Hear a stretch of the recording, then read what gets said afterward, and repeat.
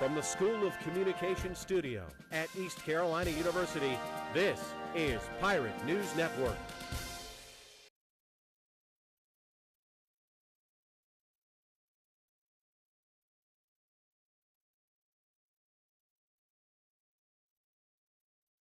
Police say there was one gunman who went into the Navy Yard yesterday and began shooting. We are now learning more about him, but we still don't know the answer to the critical question. Why would he do it? Tuesday in Washington begins with trying to learn more about what happened Monday, when police say 34-year-old gunman Aaron Alexis went into the Washington Navy Yard and started shooting. And as he came around the corner, he aimed his gun at us and he fired at least 2 or 3 shots. The gunfire killed 12 people, ages 46 to 73, none of them military personnel, all civilians or contractors. Alexis also died. He was a contractor who began at the Navy Yard just last week. That Mr. Alexis had legitimate access to the Navy Yard as a result of his work as a contractor. Friends of Alexis say he had worked for other Navy offices over the summer and may have been frustrated about his pay, but they say they never expected this. Frustrated at life is one thing, but going out and taking other people with you is another thing. Alexis was in the Navy's Ready Reserve. A U.S. defense official says he was honorably discharged following a pattern of misconduct. Court records show Alexis was arrested in 2004 in Seattle for shooting out the tires of a car in what Alexis told detectives was an anger-fueled blackout. He was arrested in Georgia in 2008 for disorderly conduct. In 2010, he was arrested for firing a gun through his apartment ceiling.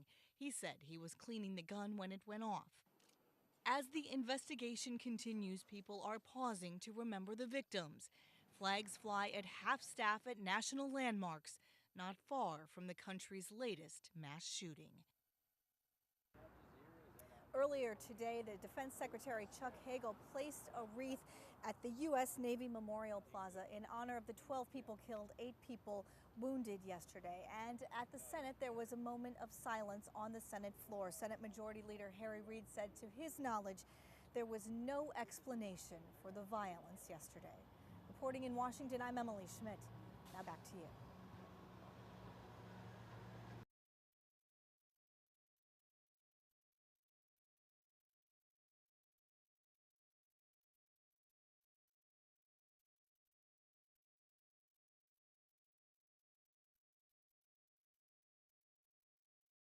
The leaves haven't even changed color yet, but retailers across the country are already worrying about the holidays. A new forecast from ShopperTrack predicts sales in November and December will rise 2.4%.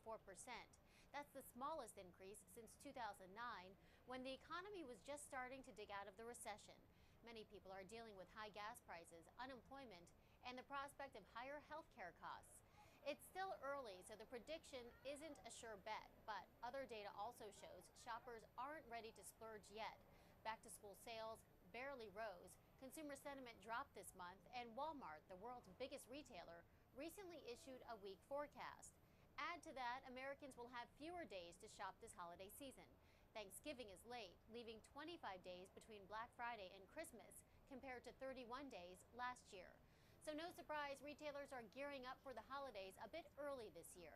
Kmart has already started airing holiday commercials, and Walmart and Toys R Us already released their lists of hot toys. I'm Allison Cossack in New York.